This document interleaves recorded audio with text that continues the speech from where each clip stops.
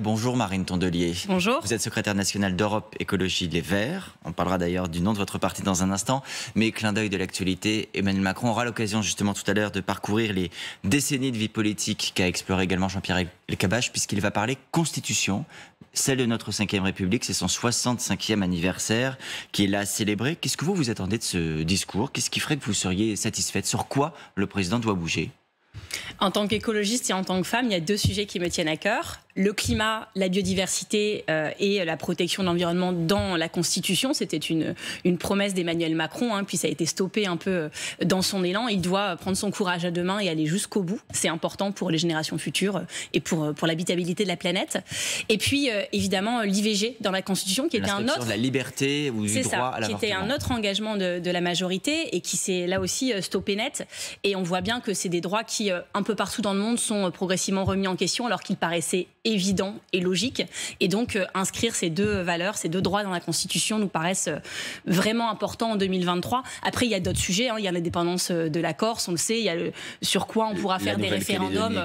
On attend de voir ce qu'il annonce. Mais moi, avec Macron, j'attends plus juste ce qu'il annonce. J'attends de voir ce qu'il fait à la fin. Parce que des annonces, on en a quand même beaucoup. En partie de vous, parce que pour le coup, vous avez raison. Pour réformer la Constitution, il faut faire passer un texte qui soit voté dans les deux chambres, Assemblée et Sénat, puis au 3/5e par le Congrès ou par référendum. Ça veut dire que si les notions que vous venez d'évoquer sont dans la proposition d'Emmanuel Macron, vous recommanderez à vos parlementaires écologistes de voter pour cette réforme de la Constitution. Il faut qu'il n'y ait rien d'infamant, mais c'est vrai qu'on voit bien la difficulté. L'IVG, c'était une promesse, et là, on va se retrouver dans un texte avec peut-être l'IVG et plein d'autres choses, et donc c'est un peu prendre le sujet en otage parce qu'il faut être d'accord avec tout. Vous voyez, si le gros sujet médiatique dont on parle pendant 3 semaines pour cette réforme constitutionnelle, c'est de faire un référendum sur l'immigration, forcément, nous, on se demande à quoi bon. Si c'est ça la priorité constitutionnelle de ce pays, de faire un référendum sur l'immigration, puis on va dire quoi pour ou contre les migrants, ça n'a aucun sens. Mais élargir par principe le champ du référendum pour pouvoir l'ouvrir à d'autres thèmes? Ça, nous sommes d'accord. Mais la question, c'est pour quelle volonté politique derrière, comment le message est porté, quel est le récit du gouvernement sur ce sujet. Si... encore une fois, il ne porte cette réforme constitutionnelle qu'en nous parlant d'un référendum sur l'immigration, en faisant des clins d'œil appuyés à on sait qui, on aura du mal à s'y retrouver. Mais encore une fois, je vous ai donné nos deux boussoles au début de cette interview et je pense que s'il y avait ça dans le texte, évidemment qu'on se battrait pour. Pour continuer de parler de tout ça, il y a de prochaines rencontres de Saint-Denis qui sont prévues en théorie. Donc je ne sais pas si ce sera à Saint-Denis. Alors... un format qui sera défini. Peut-être que vous avez des informations sur le format, le lieu, la date. On évoque la date du 30 octobre. Est-ce que vous, par principe, vous y retournerez? Vous étiez la première fois, vous y serez la deuxième fois? Moi, j'ai un principe dans la vie, c'est que partout où je peux faire avancer mes idées, j'y vais. Que ce soit agréable ou non, que ce soit confortable ou non. C'est comme ça, on est écologiste, on n'a pas 50 occasions d'en parler au président de la République. J'étais extrêmement choquée, et je l'avais dit le 30 août dernier, qu'il nous fasse une lettre de 2 pages avec un ordre du jour sur les défis contemporains, en oubliant complètement de parler de l'écologie et de l'environnement. Donc j'y suis allée, ça a duré 12 heures, j'ai été très seule à parler du sujet, à le mettre, à le remettre, à le re-remettre sur la table. Donc vous y retournerez pour le re-remettre. Et je constate que du coup ça a donné lieu à toutes ces annonces sur la planification écologique, à une réunion spéciale sur le sujet avec les chefs de parti, cette fois-ci avec la première ministre à Matignon. Et donc oui, nous faisons avancer le sujet dans le débat politique, dans le débat public. Et je vous dis pas que c'est simple, mais je vous dis que c'est mon travail aussi de le porter. J'y retournerai, mais j'espère que l'environnement sera à l'ordre du jour cette fois-ci. Dans l'actualité du gouvernement, il y a également la question des punaises de lit qui s'est invitée. On a appris hier qu'une réunion interministérielle aurait lieu vendredi. Hier, à l'Assemblée nationale, la première ministre a été interrogée et disait c'est pas un sujet qui devrait porter à polémique. Est-ce que vous, du côté des écologistes, vous êtes prêt à soutenir l'exécutif sur cette question des punaises de lit? Moi, mon sujet n'est pas de polémiquer pour polémiquer. Mon sujet, c'est l'action et est-ce qu'on aide les gens ou pas. Ce que je déplore avec ce gouvernement, c'est qu'il est fort avec les faibles et faible avec les forts. Et donc, on est sur un sujet, les punaises de lit, où ça paraît évident qu'il faut aider les gens qui en sont victimes. C'est 11% des Français dans ces dernières années qui ont été confrontés au problème. Et donc, on sait que c'est les insomnies, c'est y compris des problèmes psychiques à un moment parce que c'est très dur, et évidemment un problème sanitaire. Et le souci, c'est que ça coûte cher de se débarrasser de punaises de lit et que c'est pas pris en charge par la sécurité sociale, par la société, par les assurances. Et donc, en moyenne, désinfecter un foyer, c'est 866 €. Vous considérez que c'est à l'État de payer ça? Je considère que c'est un problème de santé publique. Je considère que le coût pour la société de cette épidémie, de cette infection est très lourd. C'est les rapports officiels qui le montrent. En arrêt maladie, en troubles du sommeil, en baisse de productivité au travail. Même ceux qui ont un raisonnement uniquement productiviste et économique devraient prendre conscience du fait que ça coûterait moins cher de financer les ménages qui n'arrivent pas à se sortir de cette épidémie que de laisser, de continuer comme ça les gens se débrouiller. Est-ce qu'il faut aller par exemple jusqu'à un service public de la désinsectisation comme on a entendu hier ? Oui, c'est quelque chose que vous réclamez ? Je pense qu'il faut étudier ça, mais vraiment le sujet à la fin, c'est qui paye. Et je pense que certains ménages ne peuvent pas payer 866 € en moyenne la désinfection de leur foyer. Et qu'on voit bien, ça les études le montrent, ça touche tout le monde, c'est pas lié, comme j'ai pu entendre des bêtises pareilles, ça devrait être interdit à la télé, mais j'ai entendu c'était lié aux migrants. Olivier Marleix, le président du groupe LR à l'Assemblée, l'a redit hier très clairement. Lié au parcours des migrants. Non mais je le cite, il assume, il dit oui, je fais un lien. Il y a beaucoup de politiques qui disent des bêtises, ça vous le savez aussi. Donc c'est pas parce qu'il dit des trucs faux et xénophobes et racistes qu'il faut les reproduire. Donc ça c'est faux. Ça touche tous les milieux sociaux, partout. Mais le problème c'est que certains milieux sociaux détectent vite et arrivent à vite financer la désinfection et que d'autres non. Et les plus précaires n'ont pas les moyens de faire ça. Donc quand on habite en HLM, parfois le bailleur peut mettre en place des campagnes, mais des fois vous êtes livré à vous-même et donc c'est là où l'infection devient très grave, où vous pouvez plus dormir, où ça cause des troubles. Une question, attendez, sur l'outil. Il faut agir. Sur l'outil, point de détail, mais pour vous la bonne réponse, ce sont les insecticides. Ce sont des produits chimiques qui sont pour certains d'entre eux potentiellement nocifs pour l'homme ou la nature. Est-ce que vous considérez qu'on lutte contre les punaises de lit via des insecticides ? Je ne vais pas faire semblant d'être experte en désinfection punaises de lit, mais je sais qu'il y a aussi des méthodes par la congélation notamment. Il y a des méthodes sans insecticides. Ce que je constate aussi, c'est que l'utilisation excessive d'insecticides et de pesticides a causé une résistance des punaises de lit à ces produits. Et donc on voit bien que, comme pour beaucoup de choses dans la vie, le sujet n'est pas d'être pour interdiction jamais ou pour en mettre tout le temps. C'est un usage raisonné de ces produits quand ils sont nécessaires. Et donc ça évite les résistances à la fin. Voilà. Et il y a des espaces où il est possible de faire par la congélation. C'est pas les mêmes tarifs, c'est pas possible partout selon le niveau de l'infection. Donc voilà. Je voudrais qu'on continue de parler logement et revenir sur des déclarations du ministre de l'économie il y a quelques jours. Il avait évoqué l'idée de revoir le calendrier selon lequel des logements, pour être remis en location, doivent préalablement avoir été rénovés sur le plan énergétique. Pour parler calendrier, à partir de 2025, on ne peut plus mettre en location de logements classés G. À partir de 2028, de logements classés F. Édouard Philippe, l'ancien Premier ministre, parle même de bombe sociale. Est-ce que pour vous, il faut maintenir ce calendrier, quelles que soient les difficultés ? On veut quand même que les gens trouvent des logements à la fin. Mais le sujet, c'est quel logement ? Et on voit bien que c'est quand même souvent les mêmes, c'est-à-dire les plus précaires, qui se retrouvent dans des passoires thermiques. Et c'est ce qu'on appelle l'hiver quand on chauffe, et puis en fait on chauffe les oiseaux, mais des bouilloires thermiques maintenant l'été en moment de canicule. Et on voit bien que c'est se dire que on ne peut pas comme ça empêcher vite et donc on va laisser les gens louer des bâtiments très très mal isolés. C'est une solution à court terme. On peut se dire on préfère que les gens soient là-dedans que dans la rue, évidemment. Mais on voit aussi que ça bloque le changement, ça bloque le fait d'amener ce parc à se rénover. Et c'est très long. Vous savez que les logements sociaux dans ce pays, il n'y en a que 7% depuis 15 ans qui ont fait l'objet d'une rénovation thermique. Le Grenelle de l'environnement, c'était il y a 15 ans. Et donc, à un moment, c'est d'une lâcheté politique coupable que de laisser faire et toujours. Mais il n'y a pas que les bailleurs sociaux, il y a aussi les propriétaires particuliers qui ont des logements. Oui, mais toujours des raisons de reporter. Est-ce que c'est pas toute la difficulté qui est posée aux politiques en général et qui vous est posée aussi en tant que défenseur de la cause écologiste, savoir comment on concilie un horizon souhaitable et la réalité? Vous avez vous-même convenu il y a quelques instants qu'il y avait des difficultés à trouver des logements pour certaines personnes. Non, mais là où vous avez raison, c'est que l'État ne peut pas se contenter d'autoriser, d'interdire, de forcer ou de décréter qu'il faut faire ça ou ça. Il faut qu'ils accompagnent. Moi, j'ai fait les travaux d'isolation thermique de mon logement. Ça a pris 3 ans d'un parcours du combattant administratif que je ne souhaite à personne. Parce qu'il faut comprendre comment ça marche, qu'il y a des délais, rien que pour faire le diagnostic. Moi, ça a pris 18 mois parce qu'il y a une aide de la région, mais il faut aller voir certaines personnes, mais tout le monde va les voir en même temps, et puis ils ne sont pas assez. Pour trouver les bons artisans, c'est aussi une tannée, les délais sont énormes, les prix des matériaux s'envolent, et donc entre le devis et le moment où vous faites les travaux, ça s'envole. Et donc l'État ne doit pas se contenter de dire il faut faire, il ne faut pas faire. Vous êtes obligé, vous avez interdiction de faire ceci ou cela. Il doit faire en sorte que ce soit simple. L'écologie, ça doit être simple pour les gens. Parce qu'à la fin, c'est plus de bonheur et c'est souhaitable. Mais aujourd'hui, on dit il faut être plus écolo, mais on n'est pas les gens à l'être vraiment dans leur vie. C'est les comportements écologistes qui devraient être facilités dans cette société, pas les autres. Est-ce que vous faites confiance aux élus locaux aussi pour décider de ce qui est approprié pour leur territoire? Il y a des maires écologistes.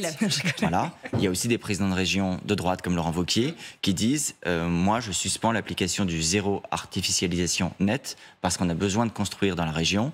Notamment, par exemple, des logements, on y revient, mais pas que, ça peut être des entreprises pour des emplois, etc. Est-ce que l'idée de suspendre cette mesure au cas par cas, en fonction des besoins locaux, ça vous paraît entendable? Alors déjà, Laurent Wauquiez, je découvre qu'en fait, il est adepte de la désobéissance, sauf que lui, c'est en marche arrière, donc il n'a pas bien compris le concept. Et c'est extrêmement choquant qu'un président de région explique comme ça qu'il ne va pas expliquer la loi. On ne lui demande pas d'être d'accord ou pas, c'est la loi. Il est président de région, il a des marges de manœuvre, il fait de la politique, des politiques publiques, mais il ne peut pas comme ça décréter que l'Auvergne-Rhône-Alpes est en dehors de la République. Ça n'existe pas. Je rappelle que 20 000 à 30 000 hectares par an dans ce pays sont urbanisés. Des terres agricoles qui disparaissent, qui sont artificialisées. Que chacun se rende bien compte. Chaque année, c'est 2 à 3 fois la surface de Paris qui est artificialisée. Chaque année. Depuis 2009, de 2009 à 2019, c'est l'équivalent de tout le département du Rhône en France qui a été urbanisé. Donc c'est bétonné, ça a un impact sur le cycle de l'eau, c'est des terres agricoles en moins. Et donc c'est très hypocrite parce que des gens comme Laurent Wauquiez, ils vont vous expliquer après qu'ils défendent les paysages, qu'ils défendent la ruralité, les agriculteurs. Mais ils défendent le fait qu'il y ait de moins en moins de terres agricoles dans ce pays. Ils défendent le fait qu'il y ait 200 exploitations qui disparaissent chaque semaine, 200 exploitations agricoles qui disparaissent chaque semaine dans ce pays. Oui, Marie-Antolé, il y a aussi... Donc c'est très hypocrite. On ne peut pas dire on manque de logements, manque d'emplois. Vous savez, les mairies écologistes n'ont pas arrêté de construire des logements et ils respectent le zéro artificialisation nette. Il est possible, il y a des friches un peu partout. Il y a des manières de construire, il y a des logements vides sur lesquels on peut reconstruire. Mais aller prendre des terres agricoles pour faire des entrepôts logistiques, pour faire de nouvelles autoroutes, pour faire des projets inutiles, c'est ça qui se passe dans ces départements. Et Laurent Wauquiez, c'est pas pour défendre la veuve et l'orphelin qui veut pas le zéro artificialisation nette. C'est parce que les réserves foncières, c'est beaucoup d'argent, ce sont des pressions économiques. Et pour défendre le dynamisme économique de sa région.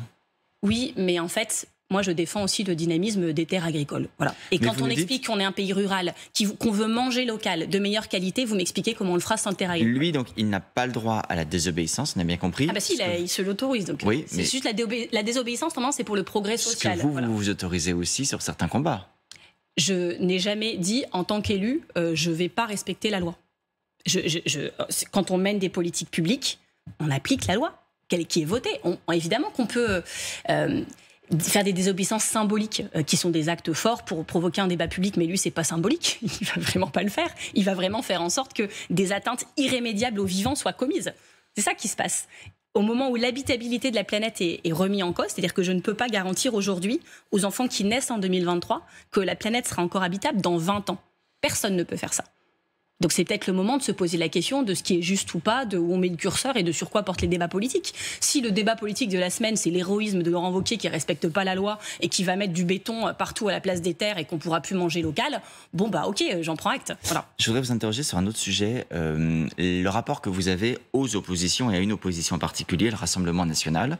Votre groupe à l'Assemblée a défendu l'idée qu'il ne fallait plus de vice-présidence du RN dans l'hémicycle. Bon, c'est une proposition qui n'a pas été retenue puisque le RN a conservé ses vice-présidences.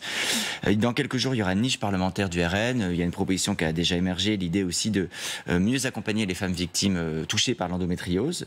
Ce sera non pour vos députés au motif que ça vient du Rassemblement national ? Bon, moi déjà, vous savez que je suis élue d'opposition au Rassemblement national depuis 2014. Ouais. Et donc, je n'ai aucun problème à reconnaître le verdict des urnes et à travailler dans les... Enfin, travailler. Je ne sais pas si on peut qualifier de travail ce qui se passe à Hénin-Beaumont vu l'attitude de mon maire envers tout ce qui n'est pas lui. Mais la réalité, c'est que quand les gens ont la légitimité des urnes, ils sont dans l'institution et c'est logique. La question de la vice-présidence, c'est pas on veut pas qu'ils siègent.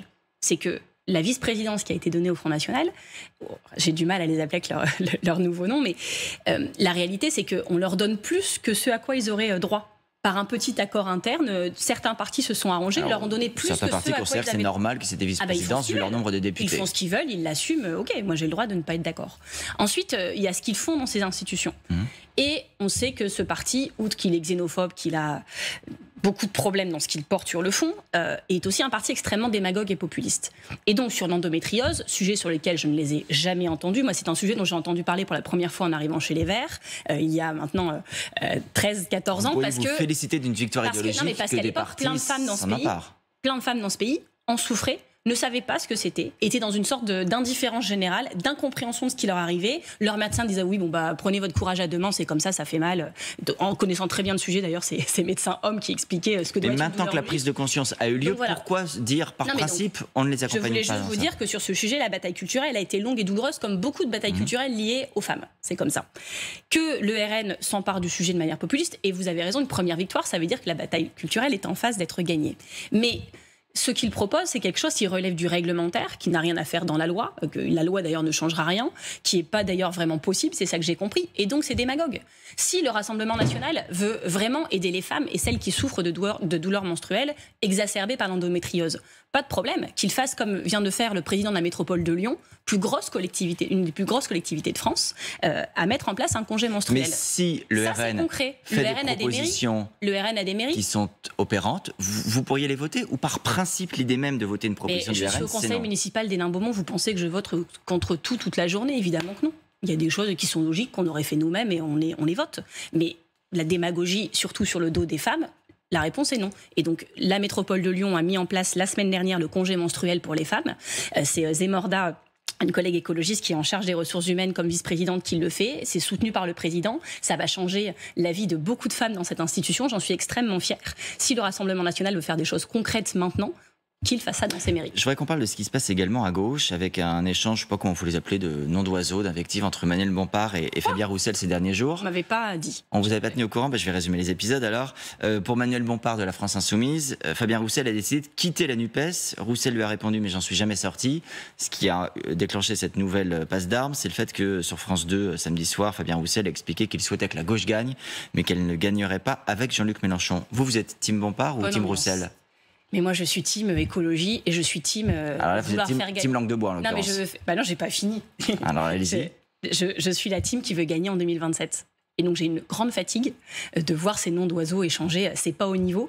Ça ne me rend pas fière de ce que nous sommes et de ce que nous voulons faire. Et le sujet, c'est pas juste qui est pas d'accord avec qui et qui va s'en plaindre sur les réseaux sociaux ou sur les plateaux télé. C'est les gens qui votent pour nous ou pas, d'ailleurs, qui ont besoin que leur vie change.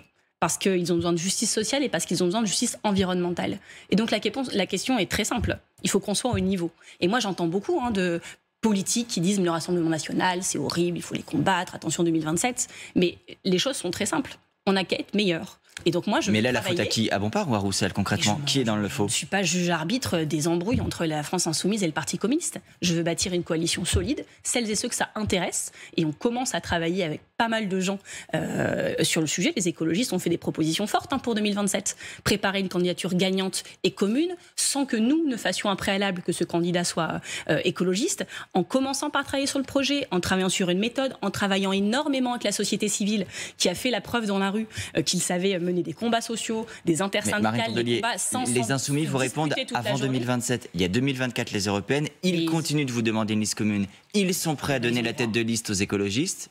Vous continuez de dire non. Mais vous voyez bien que la politique, ça peut pas être une hypocrisie permanente comme ça. Vous pouvez vous l'appliquer, vous dites 2027, on est prêt à faire l'union, 2024, on n'y est pas prêt. Non, parce que ce sont des scrutins différents. La 5e République, pour ça qu'on va changer la Constitution d'ailleurs, est imparfaite. J'aimerais qu'on la change sur tout et notamment sur les scrutins, donc peut-être en fait faire une 6e République, parce que c'est pas normal que dans un pays comme la France, qui se veut héros démocratique, des partis politiques doivent potentiellement renoncer à présenter des candidats à la présidentielle parce qu'il y a un risque Rassemblement national et qu'il faut faire des barrages et que c'est un tour, puis 2 tours et donc il faut faire des choix. Est-ce que la raison, c'est pas simplement que vous dites les européennes, c'est un bon scrutin pour les Verts, donc on veut y aller et on va se compter. C'est un scrutin à un tour.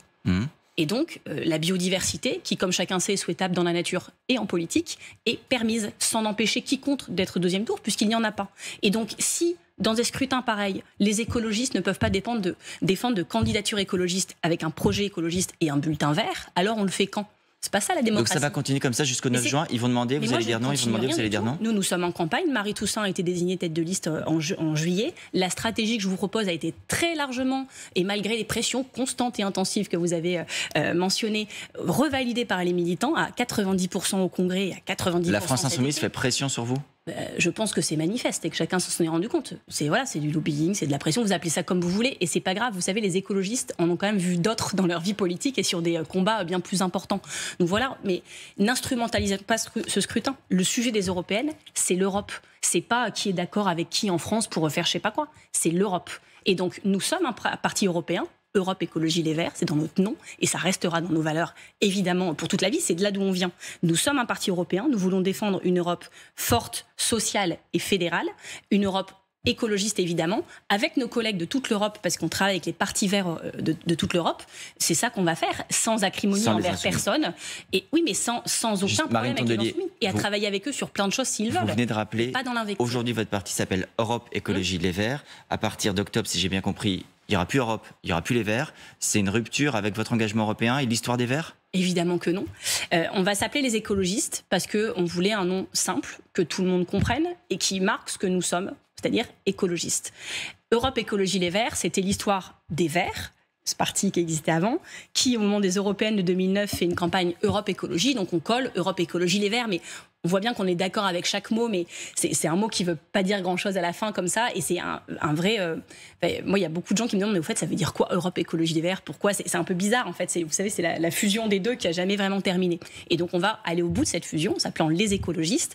Europe Écologie Les Verts va rester un temps parce qu'il faut cette transition, que c'est un nom auquel nous sommes attachés. Je sais que beaucoup de journalistes continueront à nous appeler les Verts, par exemple. C'est normal, c'est notre couleur, on s'appelle les Verts partout dans l'Europe, c'est comme ça. Mais ce que nous voulons marquer avec le nom des écologistes, c'est le lancement d'un grand mouvement fédérateur qui montre que nous serons bien plus qu'un parti politique. On va lancer une application téléphone, par exemple, pour tous les écologistes de ce pays, qu'ils soient écologistes politiques ou pas, qu'ils soient engagés ou pas. S'ils ont l'écologie dans un coin de leur tête, on veut travailler avec eux. C'est l'âge de la maturité, on va dire, pour les écologistes. Et c'est ça qu'on lancera le 14 octobre. Un peu de suspense, mais vous verrez, c'est dans pas longtemps maintenant. Et peut-être même seront-ils désormais raisonnables, ces écologistes qu'on dit si turbulents. Merci beaucoup, sommes déjà. Marine Tondelier, d'avoir été sur